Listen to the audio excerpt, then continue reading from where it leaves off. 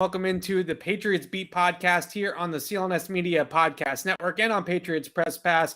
Evan Lazar joined as always by Alex Barth. And today, July 5th, the day after July 4th, I think we're all dragging through the day a little bit today. I like the July 4th, Alex, when you get the 5th off, right? Like what happened to that July 4th? Let's go back to that holiday weekend style, whereas this time around it was like yesterday was like Sunday, right? You know, you had to get up and work today. It was kind of a bummer, but hey, listen, it's good. Well, you might have treated it like that. I certainly did not. So I apologize. I'm a little groggy today. That's true. That's true. Alex and I were together on Nantasket Beach in Hull yesterday, and I had to drive home at a certain point, so I wasn't quite as partaking quite as much in the festivities, let's say that, as some of the other people at the event there yesterday, but it was fun. We had a blast. Now we're going to talk some Patriots, and exactly 3 weeks from today, 3 weeks on the dot, veterans have to report to training camp at Gillette Stadium in Foxborough, and 3 weeks from tomorrow, believe it or not, first day of training camp, July 27th. It's basically here. I mean, look, 3 weeks is not that much time, right? That's going to go by in a blink of an eye. And so the offseason is essentially over. We're wrapping it up. We're seeing players, more and more guys working out, posting on Instagram. I retweeted something, Jalen Mills, he was working with Jamar Chase, DeAndre Swift, and Leonard Fournette. I'm assuming they all have the same agent or something like that, manager, or some sort of connection there to bring those four guys together, kind of an odd group. But yeah, 3 weeks away from the first day of veterans reporting to training camp, 3 weeks and a day away from the first day of training camp. So at this point in the offseason, I always do my most important Patriots list every year, the top 10 players that are the most important to the team's success in the upcoming season. I like to use the Jenga analogy, right? You pull this piece from the block of Jenga pieces, who makes the tower crash, right? Who's the one that is the most important? Obviously, Mac Jones is number one on everybody's list, as he should be. So we're going to look at 2 through 5-ish on this list. I've already published 6 through 10, so this is a little sneak peek for everybody that can go check out the written versions on clnsmedia.com. But a little sneak peek of 1 through 5 from me. But I also wanted to get Alex's opinion on his top 3 or 4 guys, other than Mac Jones, of course, on his most important Patriots list. So let's start with yours. Let's go, from the 4 to 1, right? I guess is the way to look at it. So number 4, who you got there? Yeah, so number 4, I have David Andrews. I think that, and that's not necessarily as much an X and O's thing, but I think his crucial role is, we saw last year early in the season when they had some new pieces on offense and a rookie quarterback, the communication was an absolute mess up front, and it created a lot of issues. Obviously, Mac has another year of experience under his belt, right? And that's big, but you're looking at potentially 4 new starters on the offensive line if you count, Wynn and Brown in new positions based on what we saw in the spring. That's not necessarily going to be an easy adjustment for anybody, for the linemen, for Mac, whoever. And David Andrews is that one returning starter. He's a captain. He's a guy who is a true communicator, who has always kind of taken that role as the center. You don't have an offense if you don't have an offensive line, plain and simple. And, if you want to say, is he the best offensive lineman? I think there's a case. I know some people might say Trent Brown, but he's the one making the calls. He's the one setting the protection, along with Mac, but he's the offensive lineman doing all that. I think David Andrews is tremendously important to this season. I had David Andrews at 7. You make a very compelling argument. He's certainly in that conversation for the top 5 most important players. I think the reason why I had him down the list just a little bit is because center inherently is not a premium position. So there are players, pass rushers, tackles, kind of tease what I have coming up ahead of him on the list. But see, I don't do premium positions. Everything that you said, though, is 100% spot on about David Andrews. His communication, his ability to set the mic points, get everybody to be pointed in the right direction. It's really a dance with the offensive line, and everybody has to be in sync. He's a major, major part of that. I also think that I'm not big into like the I guess the bravado or the get tough as nails types of guys, or the grinders. He's a tone setter. But he's a tone setter. Absolutely a tone setter. comes in, lunch pail type of guy, every single day, grinds. Sundays, I think it was last year, right, where he stood up for Mac Jones after the play. He actually got a flag for it, but I don't think anybody minded, right? It was the exact type of thing that you want to see from somebody when your quarterback gets hit late after the whistle, to have your center or anybody else really stand up for your quarterback as instantly and as aggressively as David Andrews did. Exactly what you want. So I have no arguments with you having David Andrews that high whatsoever. My number 4 on my list is Christian Barmore. I don't know if you had him in your top 3 or not, Alex, but I just feel like if this defense is going to be able to succeed this year, and really I'm just looking for them to be above average, right? I think we can see on paper they're probably not a lockdown top 5, top 3 type of defense. But if in order for them to be an above average defense and stay afloat on that side of the ball against the Buffaloes of the world, they need Christian Barmore and the guy that I have at number 2 to wreak havoc in the pass rush. Those guys need to get after it, and they need to get after the quarterbacks, because they're not going to have J.C. Jackson and Stephon Gilmore in the secondary like they once did. So in order to mask some of those issues in the secondary, their most talented players in this defense arguably are the guys up front, like Barmore. So I had him at number 4. I'm not sure where you would have him on the list exactly. I probably would have him 5 or 6. The reason I don't, and a lot of what you said is correct, and I'll get into mine. My 2 and 3 are kind of related. Yeah. The reason I don't have him as high is when we do this exercise, right? The most crucial players, I look a lot at usage rate. You know, how often is this guy on the field? Sure. That's why part of the reason I put David Andrews higher. Ideally, he's playing 100% of the snaps. Like, he's not coming off the field during the season.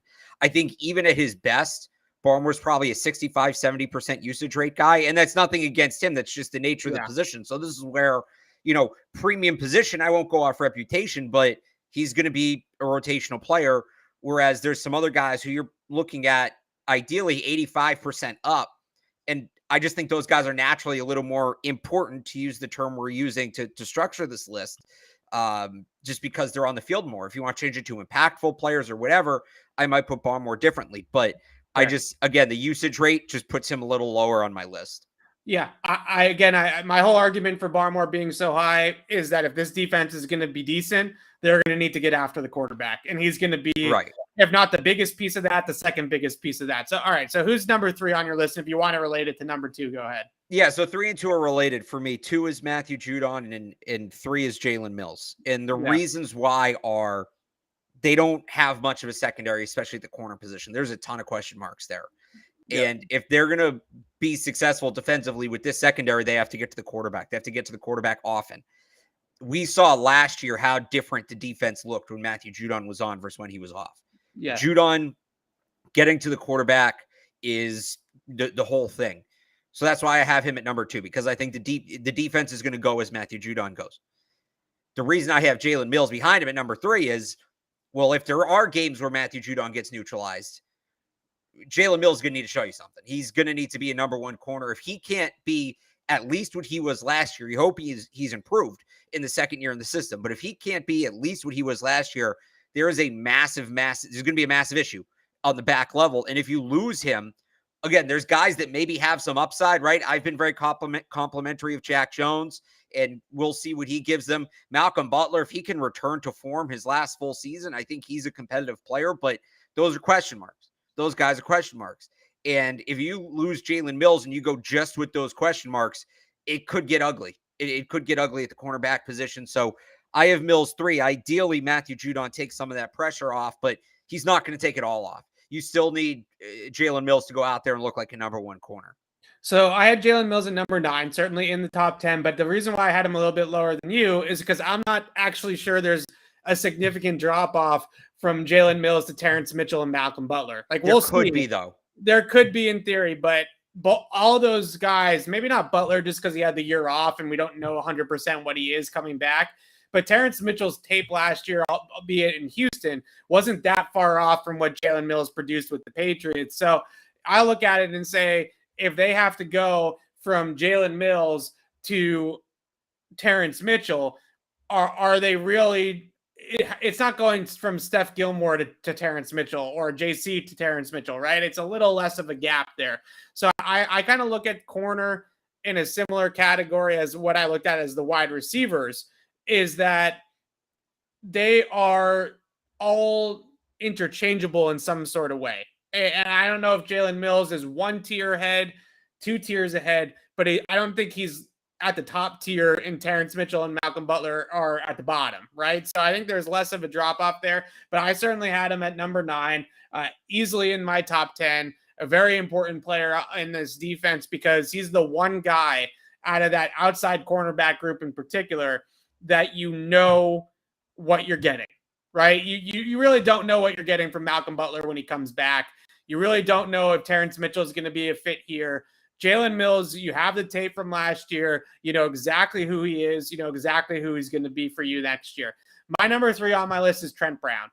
And it relates back to what I was saying about the drop-off. The issue that I have with this is that if first of all, last year when the Patriots had Trent Brown versus didn't have Trent Brown, it was similar to Judon being on and off, right? They were a different offense with Trent Brown in there last year. Secondly to that, if they don't have Trent Brown, then it probably means that Justin Herron is playing. Then you're elevating your backup behind Justin Herron. He's now the third guy, and so on and so forth.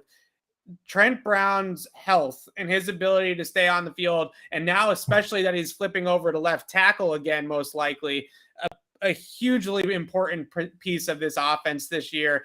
And the numbers bear out. When you look at the numbers last year, just such a more efficient offense last year when they had Trent Brown on the field versus the games that he missed early on in the season. So I have Trent Brown at 3. I would assume if you did this list fully, Alex, you'd have Trent Brown somewhere on the list. Yeah, of course. I'd have him on there. But again, I just think not the sum is the parts of the whole, something like that. I think David Andrews is the glue that holds the offensive line together. So that's why I have him at number 1. Again, if it's impactful players, if it's best players, if we're doing Madden ratings, I would probably have Trent Brown higher. But again, we're going that term important. I'm basing it off that. I'm putting David Andrews ahead of him. But those are the top 2 linemen, and then I think those are the only 2 that are really on the list. You could maybe say Michael Onwenu, but those are the only 2 I had on the list. My number 2 is the same as you, Matthew Judon. When that defense was rolling last year, Matthew Judon was a huge part of it, not just on the field and his production on the field, which was great, but he was a leader of that defense when things were going right. And do you remember all of the cutaways after games, like him dancing off the field, all that? I know that stuff gets overrated sometimes or gets overplayed, I guess, by social media and things like that. But I do think that winning is contagious. And I think that he's one of those guys that has a lot of bravado. He's got a lot of pull in that locker room. And I just think on top of the fact that he's a good pass rusher, they need to figure out, I think with Judon, when teams sort of like they did in the second half of last year, he cooled off. Maybe his motor wasn't running as hot. Maybe he ran out of steam. I know he went through COVID, so maybe that was somewhat of a factor. But I think they need to, hopefully in year 2, allow him to move around a little bit more than he did last year. I think last year he was pretty much over the left tackle for over 70% of the snaps that he played, because I think he was learning the defense, right? It was year 1. He didn't necessarily have the entire package yet of the defense installed. Now that he does have a year under his belt, you would like to think that maybe he can move inside some to rush like over the guard, like they used to do with Dante Hightower, flip sides back and forth when they need him to, and basically hide him at times. And I don't mean hide him like you don't want him on the field, so you're hiding him. I mean hide him from their best blocker, right? Because a lot of the times the left tackle or the right tackle are premium blockers, especially pass blocking on the opponent.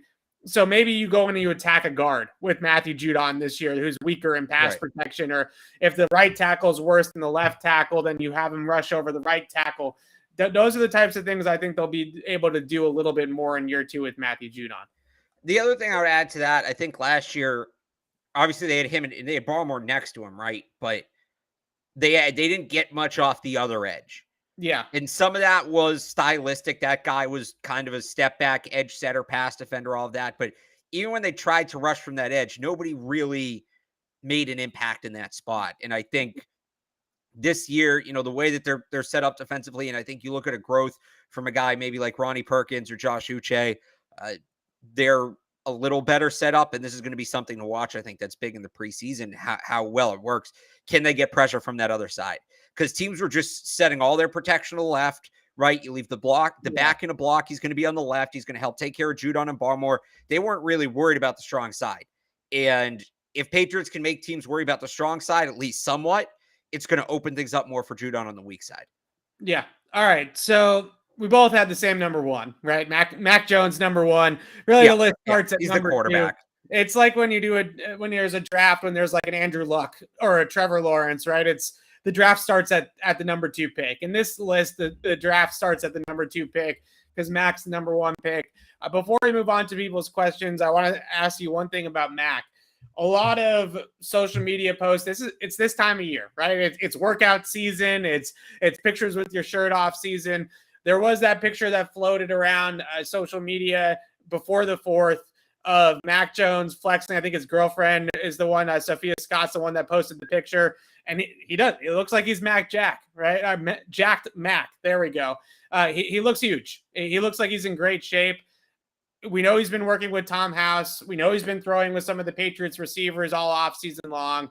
What do you make of this, though? Is this because I've been sucked into this in the past, and I'm kind of all out on July workout photos. Like, let's see what happens in October, November, December. Yeah, I mean, I'm not going to fault him for any of it. It shows he's doing the right things. It shows that he had a good first year and it didn't go to his head and he's still putting the work in. What does it mean from a football standpoint? I don't know. I have to see him on the field, but it's nothing bad. It's not, it's not, I don't know how good it is. We won't know how good it is until we see him, but it's certainly nothing bad. That's just kind of where I'm at with that. Yeah, absolutely. It's definitely nothing bad. You definitely hear a lot of he's in the best shape of his life and all those types of things for not just Mac, like for all quarterbacks. I think Zach Wilson's the same thing. He's claiming he's in the best shape of his life also in New York. So that's the time of year that we're in, and it's great to see that he's doing the right things. I agree with you there. All right. If you have questions, now's the Q&A portion of the show. Go ahead and drop the questions in the chat. If you just search Jacked Mac Jones or Mac Jones on Twitter, I'm sure you'll see the picture of him flexing in the picture that he posted on Instagram. So go ahead and do that, and you'll find Jacked Mac. Okay. Question. But leave this window open so you're still watching the show. Yeah, right. Questions here. We'll start at the top. If you have questions, now's the time. Drop them in the chat, and we'll get to as many as possible. I want to start here with a question from Tanner by Tyquan Thornton and his production as a rookie.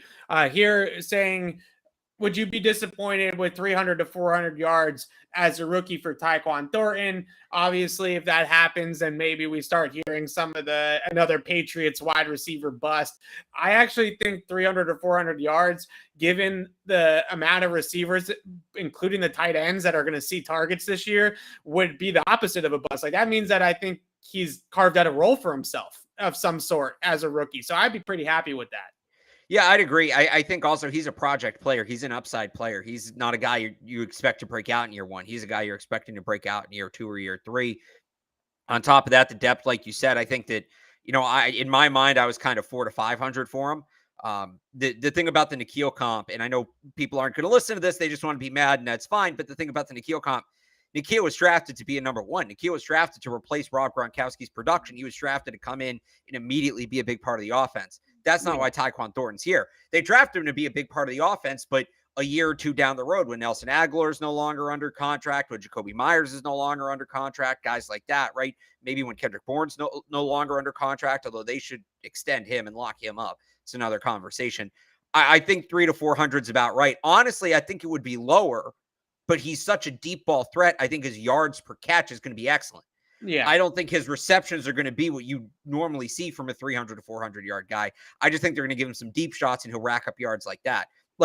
So this number, for instance, you give him if he has like an 85-yard touchdown catch, he's basically a quarter of the way to this, right? Maybe right. My math yeah. sucks. Yeah. It could be something like that. So yeah, I just feel like if he's seeing enough targets to tally 300 plus yards as a rookie, he's got a role. It might not be the most number 1 receiver, might not be a high volume role, but he's out on the field enough to have those targets and to lend to those catches. Field stretching, Maybe like you said, he hits on a couple deep balls. Maybe he's one of those guys that has 25 catches, but his yards per catch is 18, right? Because he's catching all deep balls down the field when he's open. I think that would look like a really good season for Taekwon Torres. I would say too, like, so this says yards, they're probably going to hand him the ball too a little bit and do some stuff like that. So, if we're talking all purpose yards, I think that's very realistic. By the way, if you want to call 300 to 400 yards, N'Keal Harry 2.0, N'Keal Harry had 100 yards as a rookie. He has 600 for his career in 3 years. N'Keal Harry's he doesn't even average 300 yards a season. So this season would be much better than anything N'Keal Harry's ever done.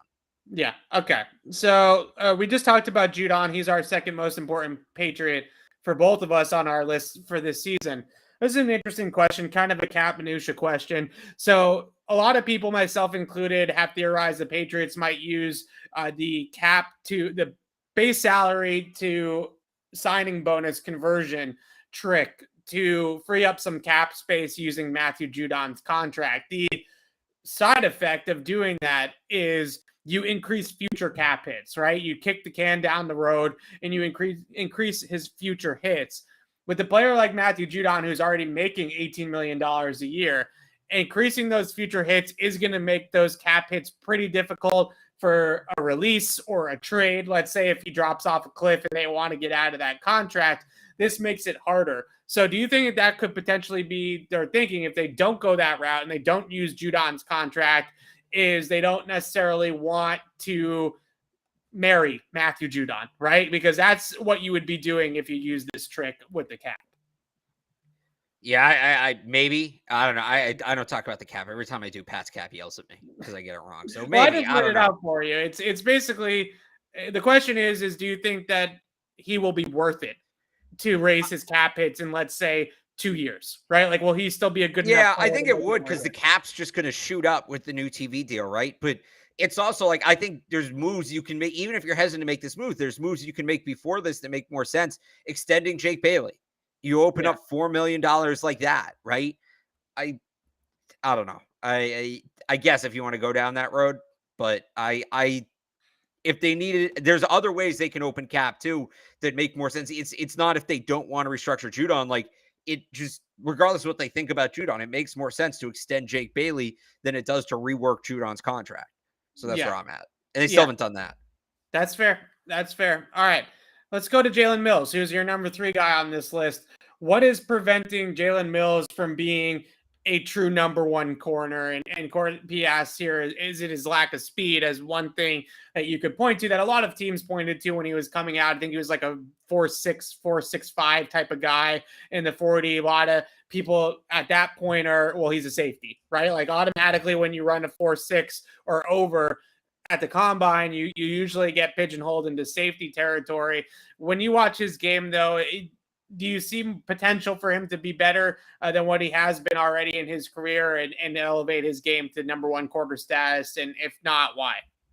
So, I mean, this goes back to my comparison when we talk, to starting pitchers, right? There's number 1 starters and there's aces.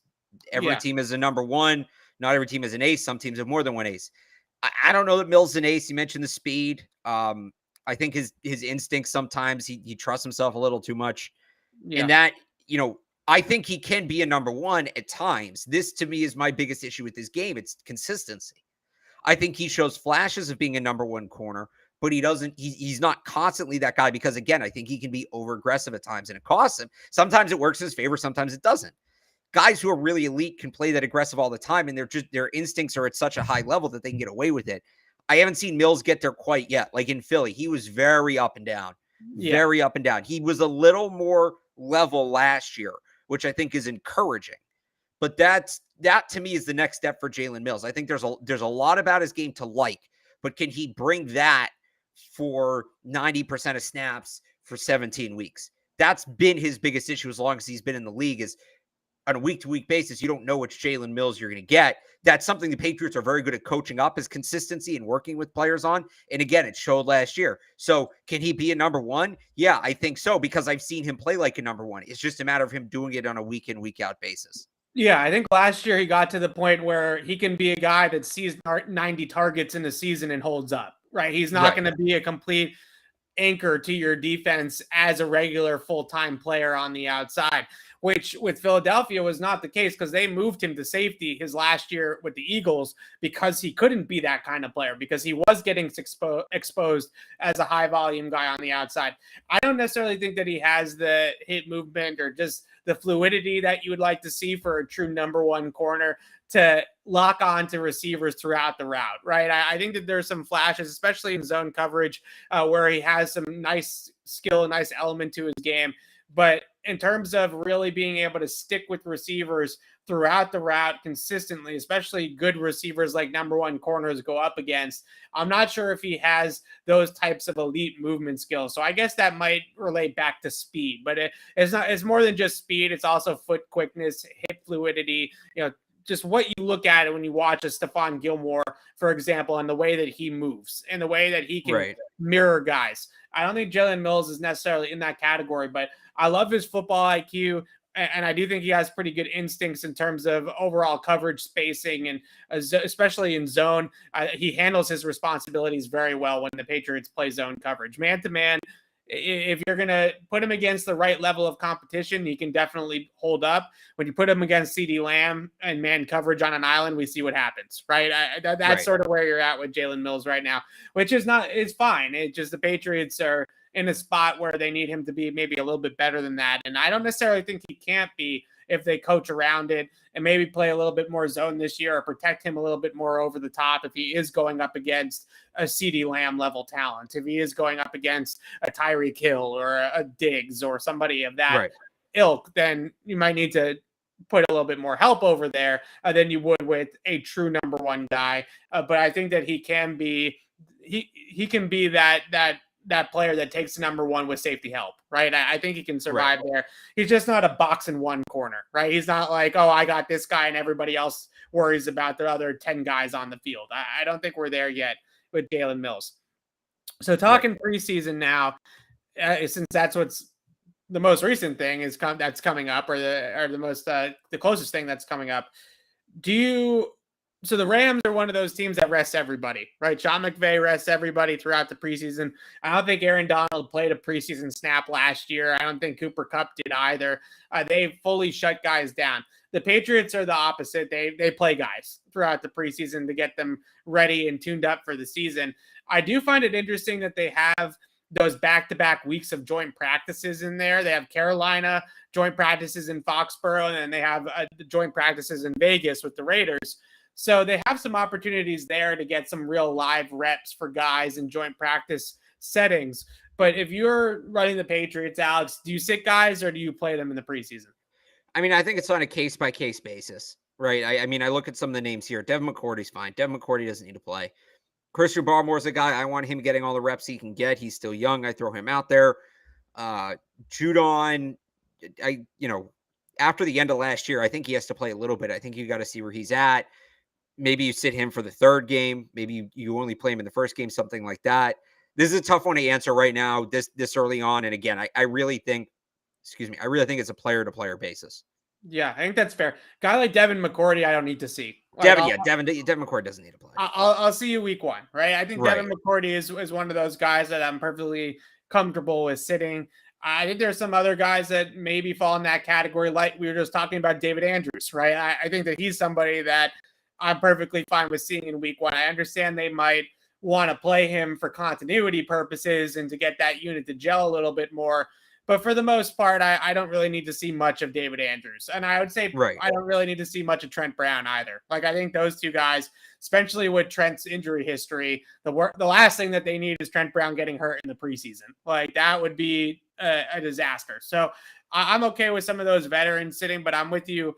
Guys like Barmore, Judon, I think after the way he finished last season, I think that those guys playing some series is a good idea. I don't think that they necessarily need to play 3 quarters, but playing maybe a couple of series into the second quarter, first half of a game or something like that, I'm comfortable with. But some of those vets, McCourty, Andrews, whether he's healthy or not, James White, I don't think needs to play a snap in the preseason if he's out there.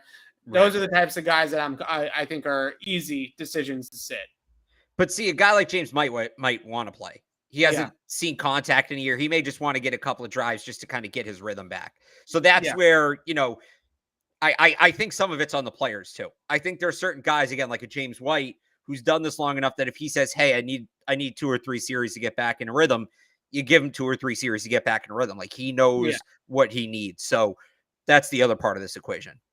Okay, so I love this question. I think this is a great July 5th question. We're in the middle of the offseason. We need something to talk about. This is a great qualifier for that.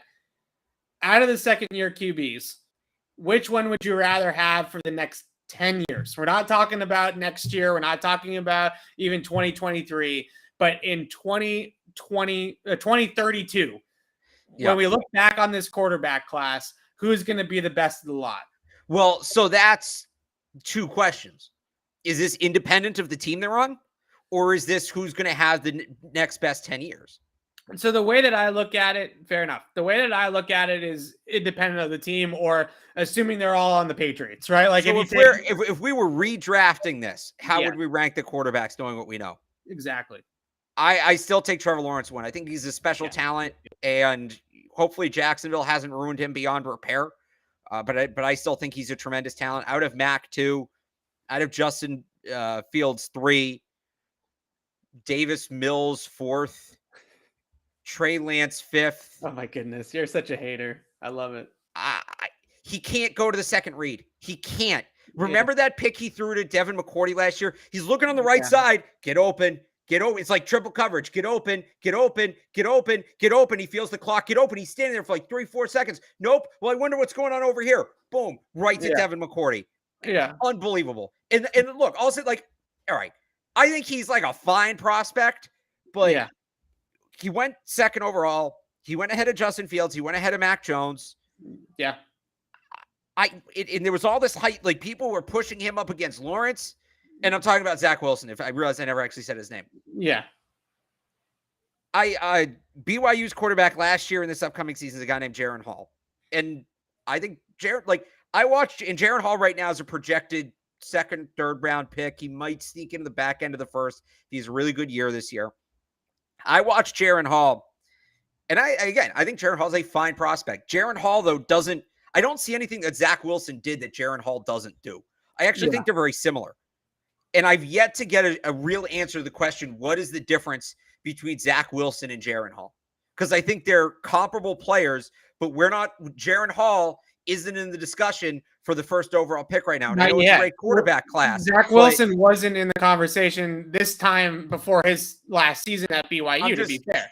That's fair, but I'm very interested to see kind of what the narrative is around Jaron Hall, because I don't see much of a difference. I really don't. Zach Wilson's maybe a little more elusive, but is that, worth 60 picks in the draft? I don't know. So I don't think so. So yeah, I still just don't see it. I don't see it. I'm with you on Zach. We've been on the same page with this one. He made the throw. He made the pro day throw. He looks great in shorts. He's shown me nothing beyond that. Yeah, we disagreed on a quite a few fronts with this quarterback class, the 2021 quarterback class. The one thing that we were consistently both on the same page on was the Zach Wilson thing, which was just not seeing it and thinking he's a little bit overhyped. I even went as far, I believe, before the draft saying that I didn't really see a big difference between Zach Wilson and Sam Darnold. I kind of just thought the Jets were starting the clock again on Sam Darnold 2.0, which I can understand from a contractual standpoint maybe, but beyond that, from a skill standpoint, I really didn't see a big difference with Zach Wilson. I agree that Trevor Lawrence has to still be the number 1 pick. I think if you gave him to the Patriots, he'd be special. I think he's got that kind of talent and that nature ability. Versus nurture. Right. The Jaguars are just a dumpster fire, especially his rookie season with Urban and all of the things that happened with that organization. Just an absolute mess. So I still go Trevor Lawrence number 1.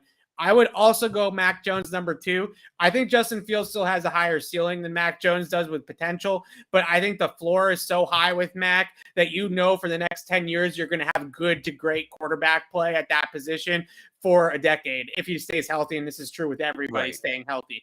So for that reason, I go with the consistency of Mac over the variance of Justin Fields. I think other teams and other talent evaluators in the league might look at that differently because they say, like, just go for the home run, right? Go for, if you're going to swing, go for the seats and go with the guy like Justin Fields.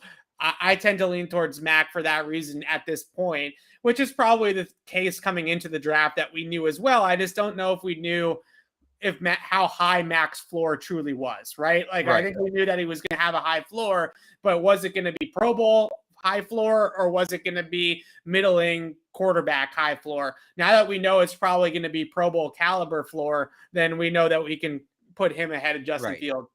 I still put Justin Fields number 3. I still am a big Fields believer. I wanted him for the Patriots. He almost fell to them. It would have been really interesting to see if Fields and Mac were still on the board at 15. I tend to think the Patriots still go Mac because he's their type of guy, and Fields isn't. But it would have been interesting to see what decision they would have made there. I still go Justin Fields 3 after Mac. Can I say like not applicable for Trey Lance? Because I have no idea what Trey Lance is. Like, I love Trey Lance coming out of college. That's another nature versus nurture thing. It really feels like San Francisco's kind of ruined him, right? Maybe, or maybe he's Patrick Mahomes. Like, who knows, right? Like, but no, where can he be at mentally right now? Like with Mahomes, it was clear you're going to sit behind Alex Smith for a year, and he sat. You're going to move on. Lance has been in and out, and then Jimmy Garoppolo was going to get traded, and then he wasn't going to get traded. Like, that's. We talked about in the spring how much it meant that Mac was the ingrained starter this year, right? And what a benefit was that to him. Trey Lance isn't the starter or the backup. We don't know. Yeah, we don't know. So that can't be easy for him. And in the comments, it's a good point. If he can't beat out Jimmy Garoppolo, it's not exactly a great sign. So I don't think that it's that he can't beat out Jimmy Garoppolo. I think that Kyle Shanahan might look for things. Okay, that's fair. In his quarterbacks. I think you're being too nice there. You're being too nice there. I think what you're trying to say is Kyle Shanahan might not be a good coach. No, that's not what I'm saying. Evan. You're explaining away him not going with the better quarterback. I'm explaining the coach that goes with the worst quarterback is not a good coach. It's the most important position on the field. That certain coaches have parameters or types of quarterbacks that they want to roll with. Okay. And this, I still go back to the point with the Niners that I fully think that Kyle Shanahan wanted Mac Jones. I fully believe that. And I think that the front office wanted the talent, right? They wanted the next Patrick Mahomes, the next Josh Allen, and they took Trey Lance in that spot instead because it's two different conversations, right? The coaches, especially a guy like Kyle Shanahan, and I think this is similar with the Patriots, and I'm going to use a Madden analogy for you, even Alex. They just want the guy that's going to hit the right button on the controller, right? Like when they go through the progression and they see the field, they just want the guy to hit X when X is open and to hit Y when Y is open and just do it that way. And Jimmy Garoppolo, for all of his shortcomings, for all of his durability concerns, when he plays, the Niners offense is efficient. It runs the right way and he presses the right buttons. Evaluators look for ceiling. And they look for guys that are going to elevate the scheme beyond XYZ. I think Kyle Shanahan falls into the category, and I think Bill falls into this category, and I think Josh McDaniels falls into this category, that they just want the guy to press the right buttons on the controller, and they'll take care of the rest. The scheme is going to elevate the quarterback instead of the other way around. So I think Kyle is hung up on Jimmy G because he knows what they can be with Jimmy G, and I don't know if he wants to coach up Trey Lance to fit his offense. And I don't think he's going to change the scheme to fit Trey Lance. So the conversation we were having, though, I said, if he can't beat out Jimmy Garoppolo, and you said, what if you basically said, well, what if he has, but Shanahan isn't going with him?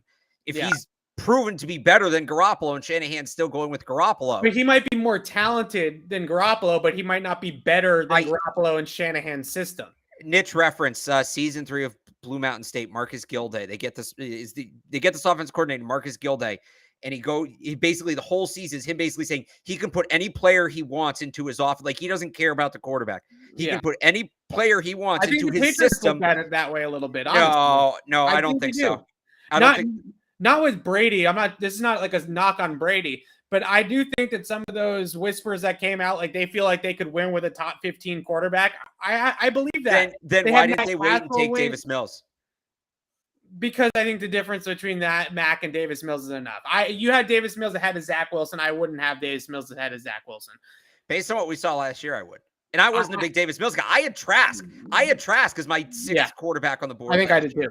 I had Davis Mills right after Trask. I like Davis Mills' peaks, but I know that Davis Mills' lows, his highs are high and his lows are extremely low. And I don't know if even in the NFL, if he's ever going to find that consistent play through and through. So I'm not buying the day. I think the Davis Mills hype is way overblown. I think we're getting a little bit out of control with some of the things I see about some of the takes I see out there about Davis Mills. He put together good tape at Stanford at times. Like, this is Davis Mills, right? Like, he can be a good quarterback, but then you watch it when it falls off the wagon, right? Watch when a wheel falls off and see what happens, because he becomes a completely different guy. And that's exactly what he was like at Stanford. At times he looked like he was a Heisman Trophy candidate, and then at other times he looked like he was a 7th round, priority free agent type of pick. So I'm not sold on Davis Mills. I still have Wilson ahead of Mills, but our top 3 is the same, right? Trevor, Right. Mac, Justin Fields. Like, I think that's become the consensus, and we'll see with Trey Lance. I'm not ready to write off Trey Lance. We'll see. Honestly, if you want to flip Mac and Fields, you can, but that's what it should have been last year. It should have been Trevor Lawrence, number 1, and then in some order, Mac Jones and Justin Fields, 2 and 3. Yeah, the Jets were always taking Zach Wilson, but I do think that Mac could have gone in the Trey Lance spot if Kyle Shanahan had gotten his way. I really do. So that's a great way of looking at it, though, because I do think that there's 2 different conversations. Who was the best quarterback on tape last year? It's Mac Jones, right? Out of this rookie class, it was Mac Jones. Who's the best quarterback for the 2022 season? It might still be Mac Jones, but 10 years from now, I think we might have a different conversation looking back on it. If you're starting a team right now and you have to pick one, who are you picking to build around? Like, that's how I look at it. And it's still Lawrence, because I still think he's a generational talent. Urban Meyer's just a generationally bad coach. He's a generational idiot is what he is. All right. Cool. Let's move on to some wide receiver questions that people have. We've talked a lot about Trey Nixon during minicamp. We haven't really talked about him much recently, just because we talked about him so much during minicamp. Right. Well, where's your meter on Trey Nixon making this team right now? Is it at all the way yes or all the way no? Where are you at? So when I did my roster projection, I had him as the 54th player. So that's the first guy to, like, if you would expand the roster by one guy, I would put Trey Nixon on. To me, Trey Nixon making the team, it comes down to 2 questions. First question, are they going to keep 6 wide receivers? Right? There's 5 guys outside of something, if Thornton totally pops off and they trade Aguilar, that changes the picture. But outside of that, it's Aguilar, Bourne, Myers, Parker, Thornton. They're keeping those 5. And Matthew Slater, we're not counting him in this. He's his own thing. He's special teams, right? So are they going to keep a 6th wide receiver? That comes down to, what the running back position looks like. Does a 3rd tight end emerge as a guy that's worth keeping? Right now, I don't think there is. How many offensive linemen are they going to keep? How many corner? Like, that question goes to the whole roster. The second question, if they are going to keep 6 receivers, it comes down to, what do they want? What do they want from that roster spot? If they want speed and they want depth in the slot, Trey Nixon's the guy. But as much as he gives you that, I think a guy like Lil Jordan Humphrey gives you size, right? And a physical presence. And it's not necessarily one's better than the other. It's simply, how do you want to round out your roster? What skill set do you want? There's a good chance, 6th wide receiver, they just want a guy who's going to play special teams, because that guy's not going to get a ton of snaps on offense. If that's the case, you want Christian Wilkerson. He's a really good special teams player. He's not a horrible receiver. If his hands were better, I think he'd be on the team. He needs to work on catching the ball a little bit, but, like, you go that way, right? If they want that. If they want, more versatility, and then I guess you could put a third question in this. Is Ty Montgomery a running back or a wide receiver? Right. Because there's value to keeping him on the roster. He can play in the slot. He can be your pass catching running back. He can play special teams. If they view him as a running back, that probably helps Trey Nixon's case. If they view him as a wide receiver, well, now Trey Nixon, I think there's a good chance Montgomery makes it. Now Trey Nixon becomes your 7th wide receiver. And that now you're really pushing it. So we talk about the at-large spots, right, on the roster, and this is something I've discussed. It's basically, there's 53 roster spots to be won, but at least 2 have to be won by quarterbacks, right? Your backup quarterback may not be a top 53 player on your roster, but you got to keep a backup quarterback. So now the 53rd best player by true talent falls off, right? Maybe you have, based on positional minimums, and not a lot of teams do this, but you have to keep at least 4 wide receivers just to get through the season. You need 4 wide receivers on your roster. Well, maybe you're like the Patriots and you have 5 wide receivers that are roster locks. That takes away a spot. That takes away an at-large spot. So once you get to your positional minimums and add in the roster locks, how many spots are there really to be won? And I've calculated this for this team this year, and I think it's between 5 and 7. So the question is, outside of the positional minimums and roster locks, can Trey Nixon be a top 5 to 7 player? He's right there on that border. So I remember when they drafted him having this conversation, probably right on this channel, about his lack of special teams exposure, right? He doesn't return. Right. He doesn't play in the kicking game, covering kicks. In minicamp, they had him working on punt returns. I do think he has some of that slitheriness and some of that explosiveness to return punts if he can learn the technique and learn this position. So maybe he has some potential there. Obviously, he's got a good guy in Troy Brown to teach him, right? So maybe they can untap that return ability that he wasn't used at UCF. The thing is with Nixon that I see is his way onto the roster is if he plays so well throughout camp and preseason that they don't want to risk putting him on waivers. And maybe they cut Brian Hoyer or they cut Nick Folk again, and they do these wonky things with the veterans, right? Where they say, Justin Bethel, we're going to release you, but you're actually going to be on the game day roster. Don't worry about it. We just need a roster spot for you, right? So they go that route with it.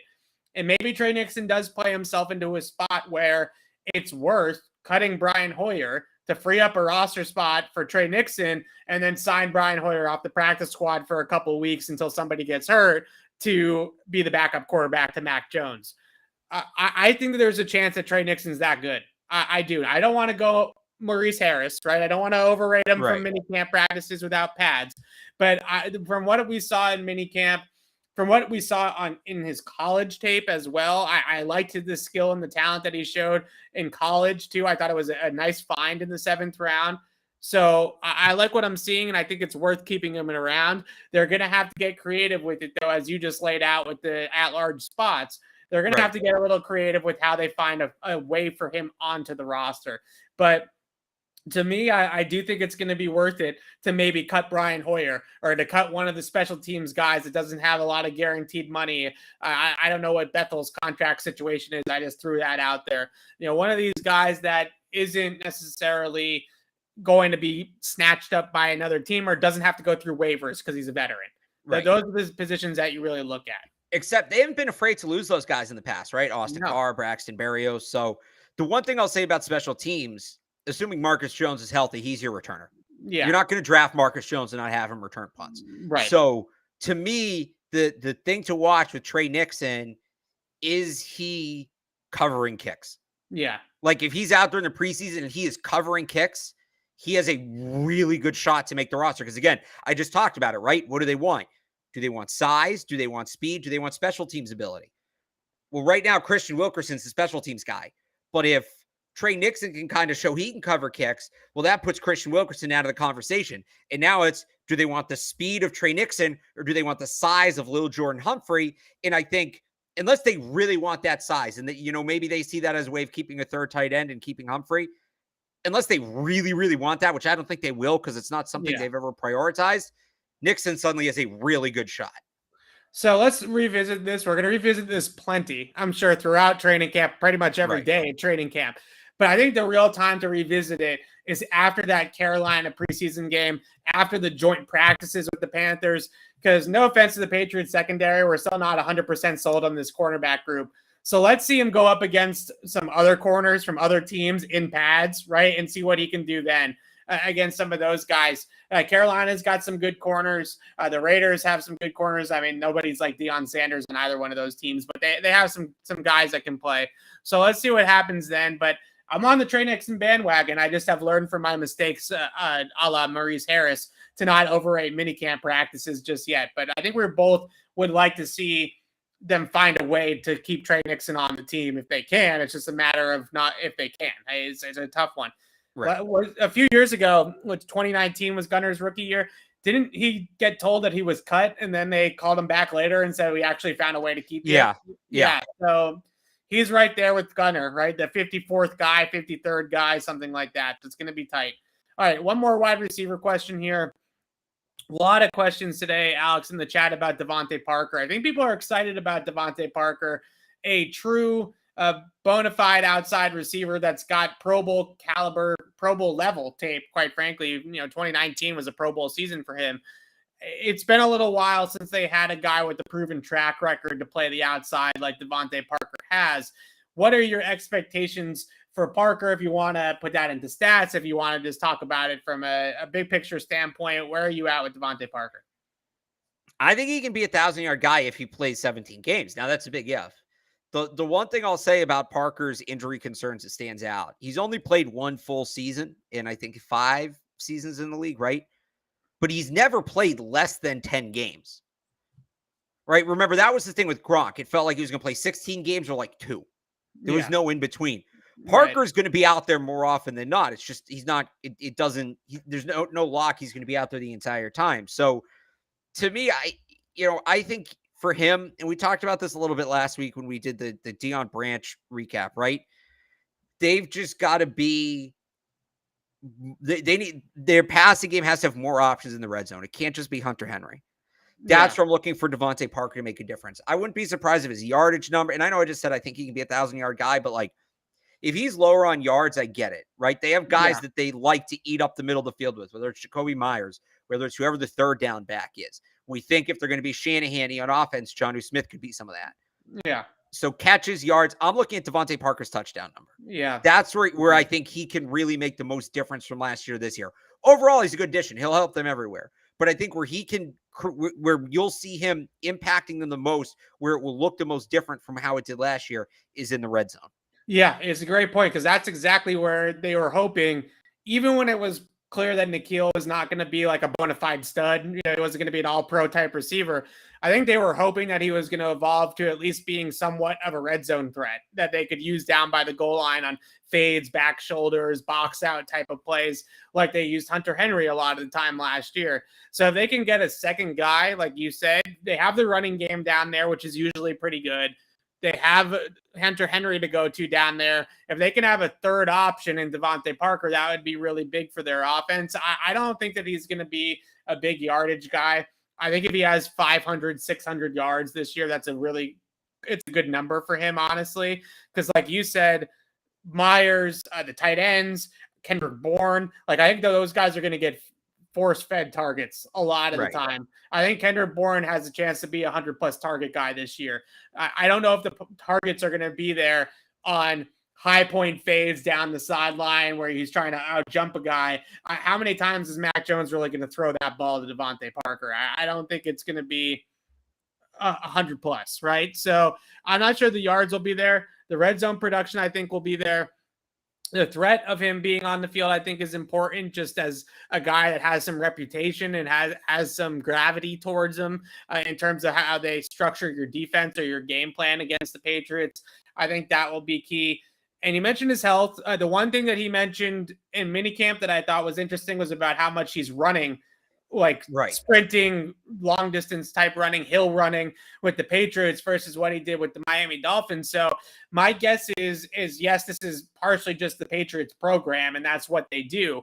But I would also think that they probably got with Parker after the trade and got with his camp, his trainers and stuff like that and said, hey, it's mostly been soft tissue stuff. It's mostly been hamstrings, things like that. Here's what we think that we could do to maybe help him stay on the field.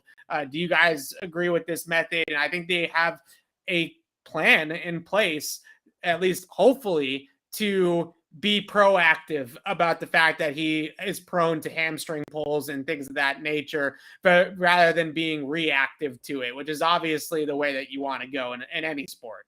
Well, the other thing, too, to remember, we did this last year with Hunter Henry, and then he played a full season.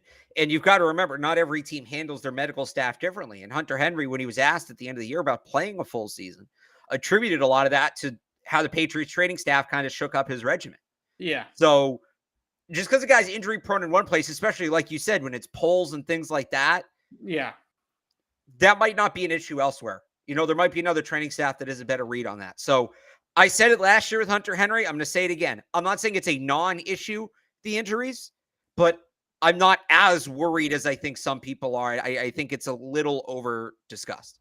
It's easy to agree with you because of Hunter Henry. I think that's a great example, right? This is a guy that came in, maybe not as much soft tissue with Hunter Henry. I mean, I guess is an ACL considered soft tissue? I don't know. I'm not a doctor, but Hunter Henry had a lot of freak injuries, right? Where like he's in like mini camp torn ACLs and like things like that came out of nowhere.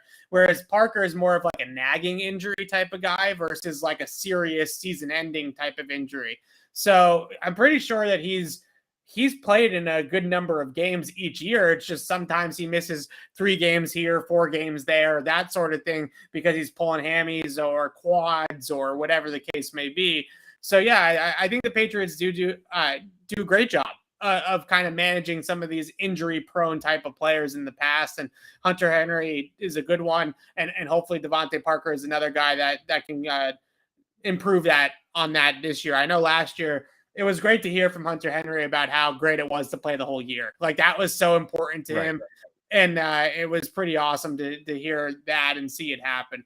All right. That does it for our Q&A here today. If you didn't get your question answered, you can always come back to our future Q&As and we'll answer as many more questions or your question if we didn't get to it today as we can then. So don't worry, we'll do more of these in the future and you can ask your question then. Before we wrap up, we do have to do the Boston Sports Minute. It's now a tradition. And we can go in a couple of different directions with this one. We haven't talked about a couple of things here.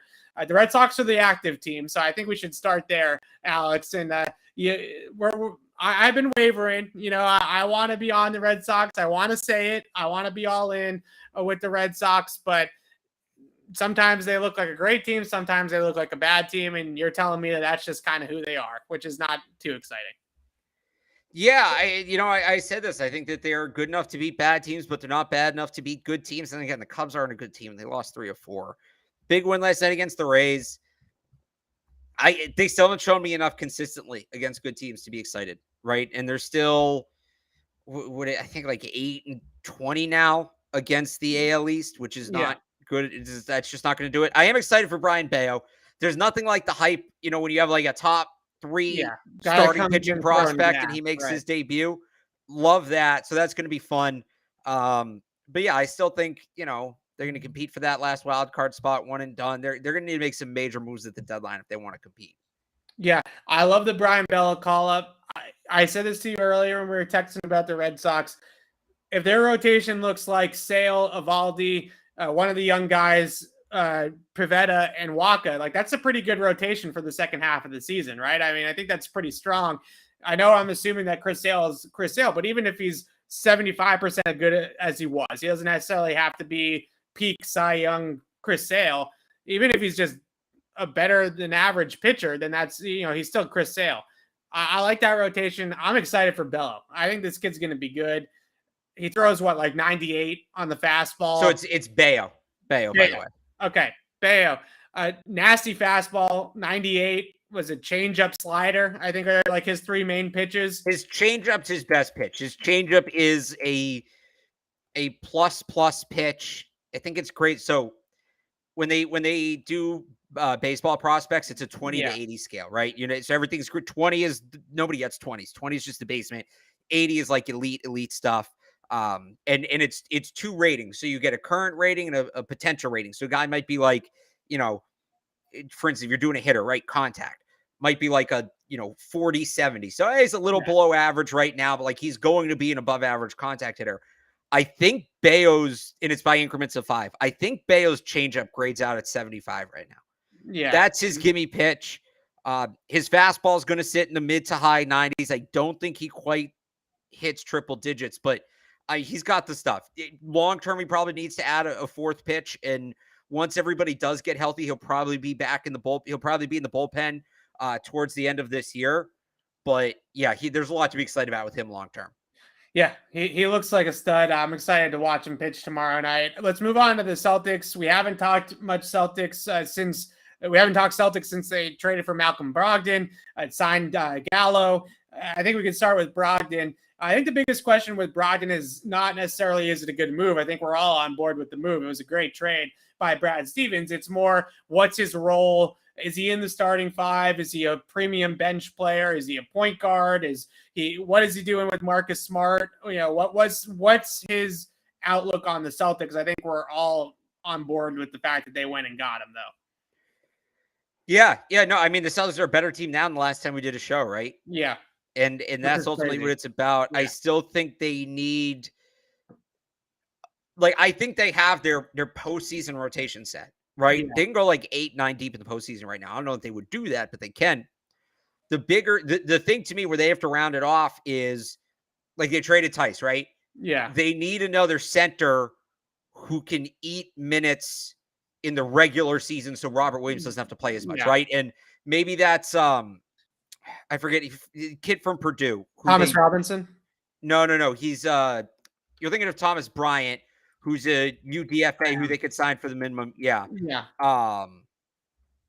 There was a kid they signed, a UDFA from Purdue, who's going to be on their summer league team, who I really liked. I thought they might take in the draft.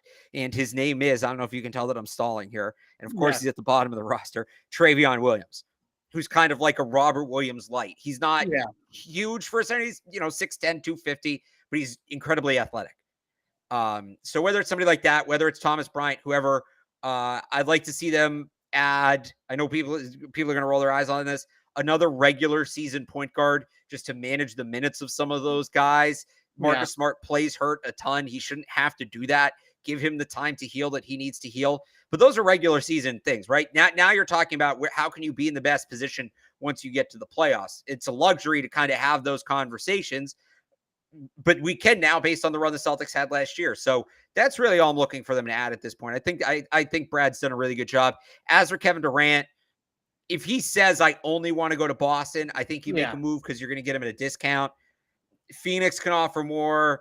Golden State can offer more. The Lakers can offer more. Dallas can offer more. To be fair, the Celtics can offer more, but do the Celtics want to offer more? Right? Like the Celtics, the talk, to me, where it loses me on all these talk radio shows, is when the question is, would you trade Jaylen Brown for Kevin Durant? Full stop, no. Like, no one's trading Jaylen Brown for Kevin Durant. And if you're Kevin Durant, you don't want to trade Jaylen Brown off the team that you're going to. You want to play with Jaylen Brown, right? Like, the question is can the Celtics put together a package of their secondary guys, right? Smart, Rob, Grant Williams, like that's the guys that they're picking from. Like, let's stop it with the Jays getting into the Jaylen Brown, getting into the Kevin Durant trade. Like that's absolutely ridiculous. And I don't think that's even on the table for Brad Stevens at this point. Which again, to me, it goes back to, if he's good, if Durant's going to force his way here, then that's how you can do it without giving up Brown. If he's not going to force his way here, just leave it alone. Yeah. And hope he doesn't go to Miami. That's I think the Celtics are fine as long as he doesn't go to Miami. Yeah. It drives me nuts that Jaylen Brown's even in this conversation. Like, that's just, why would you do that? I think it's a testament to Jaylen Brown. If I'm Jaylen Brown, I'm taking that as a compliment. Absolutely. People think you're good enough to be swapped for Kevin Durant straight up. Like, that's fair. That's pretty cool. He's 25 years old. Should have been an all-star last year. He's going to be an all-star next year. He has potential to be an all-NBA player. Not maybe first-team all-NBA, but like third-team all-NBA. Jaylen Brown is potentially there for him. And he's 8 years younger than Kevin Durant. So I just am not touching either one of the Jays. If they can make it work because Durant really wants to come here, and they can make it work, like you said, with all the other guys that are on their roster, then fine. But the Jays are not going anywhere. I'm okay with them not being super interested in Kevin Durant. Not that that's like a hot take or anything, but I'm fine with them going after it again with the roster that they have. I love Brogdon. I think it takes some of the playmaking, scoring. I think when people hear playmaking, they always think of like assist guys, right? Like a Steve Nash or like a Rondo or somebody that's just setting everybody up, right? He gets to the hoop really well. He shoots well. I think that his scoring ability on offense will hopefully take some of the pressure off the Jays, where they have a true third scorer. I think the team last year, they had guys that could get hot, like Marcus or like Al, but they didn't have a guy that was consistently a true third scorer on that team. Now, I think with Brogdon, hopefully he stays healthy. I think he can be a true third scorer for the Celtics, which will be critical for them. I'm with you with getting some more depth to limit the minutes that Rob plays. Honestly, I would limit some of the minutes Brogdon plays because he's pretty injury prone at times too. Brogdon to me is a signing for May and June. Signing to put you over the top, or trade, excuse me, to put you over the top. It's really not about getting the 1 seed in the East. It's about you needed one more scorer, and he's that one more scorer. And hopefully the finals goes different this time around because you have a piece like Brogdon. So great trade by Brad. Gallo's not the defensive stopper that maybe you wanted, but he's another wing. They have enough defense. They need to score. Yeah. People keep saying, "Oh, he doesn't play defense." When you're so good defensively, you can afford to maybe add a guy that doesn't play defense. Yeah. So he's a guy that is another wing, which is what they needed. They needed somebody that could eat up minutes and give Jalen and Jason a breather at times. And I think Gallo's capable of doing that. So that's all good with me as well. So all good things for the Celtics. They really stealth mode a little bit there from Brad Stevens. The Brogdon trade came out of nowhere a little bit. And some of the I called it. I knew that was coming because I said, I booked a tea time Friday at noon. I said the Celtics are going to make the trade while I'm out on the course, and it's exactly what happened. Well, everybody else in the NBA news cycle is looking at KD. They're looking at the Brooklyn situation, and all of a sudden Brad Stevens on a Friday afternoon makes probably the most shrewd move of the NBA offseason so far by basically stealing Malcolm Brogdon for pennies on the dollar for Aaron Nesmith and Daniel Tice. Like, see you later, right? So that was a great trade. Bruins really quickly. Jim Montgomery, is he officially the coach yet? I don't think so. Yeah, I think they made it official. Did they make it official? All right, I hadn't seen the official press release. Jim Montgomery, really good coach, had some off the ice issues, personal matters, that type of thing that knocked him off course, but he's been successful everywhere he's gone, both at the college level and with the Dallas Stars before some of the things happened with him off the ice. A smart hockey guy, it sounds like, was really good with the Blues as assistant on the power play. It's a Steve Sarkisian situation, right? Like if he keeps it on the, if they can keep him together, he's a really good hockey mind. And I think he's a decent hire as long as everything goes well off the ice. Well, it comes down to two things for me why I can't get excited about it. First off, I don't think he's a better coach than Cassidy. Yeah. Right? You let the better coach go.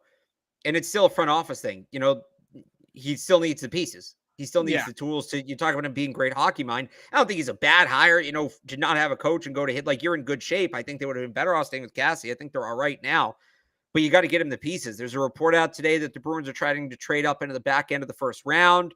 Yeah. I don't entirely get that because those guys usually don't play year one, and it feels like they should be in win now mode with Bergeron coming back.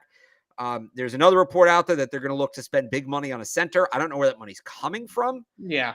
So that would probably hint at a number of different moves. So it's going to be interesting to see what they do. But at least you have one big piece of the puzzle in place now in the fact that they have a coach. Whether I agree with every move the Bruins make or not over the next couple of weeks, they should be very, very active in this offseason because they got to move some chips around, right? Like, clearly their team isn't good enough. So whether they're going full tank rebuild mode for a year or two, or they're trying to move some money around to free up some money to go after a legitimate second line center or somebody to elevate the back end along with McAvoy and Lindholm, they got to make some moves, whether one way or another. Like, there has to be a clear direction of the team of trying to improve either in the short term or taking the long-term view at it. If they just re-sign Bergeron, and I think there's a chance they might bring Krejci back now that Cassidy's gone, and try to go back and run it back with this crew, right? With this core. Yeah. And just because he missed the season with the Bruins, Krejci is still a part of the core, right? Like, that's still a core player. Right. I feel like that's a recipe for another bounce in the first round as a 7 or an 8 seed by a much better team, right? That's clearly going nowhere if you're the Bruins. So either swing big or go backwards, right? Like, those are the two options, I think, for the Bruins at this point. Sure. All right. You can go and follow Alex's. You'll have some Bruins coverage, I'm sure. You're going to do some. Well, Matt and Ty crushed that. They don't really need me, but 98.5thesportshub.com. I mean, Ty's got some stuff up today, so check that out. And again, 98.5thesportshub.com. Yeah, and Evan Marinofsky does a great job for us on CLNS covering the Bruins as well. And Connor Ryan with BSJ. So a lot of good Bruins follows in town that you can go ahead and get some more. I'm going to say on my part, I'm going to speak for myself, not for Alex, some more educated opinions on the Bruins. Go read those guys and not listen to us, Jamokes. All right. We're going to wrap it up here for the hour. And we really appreciate everybody listening to us today on this post July 4th hangover show of ours here today. Appreciate everybody that asked the questions.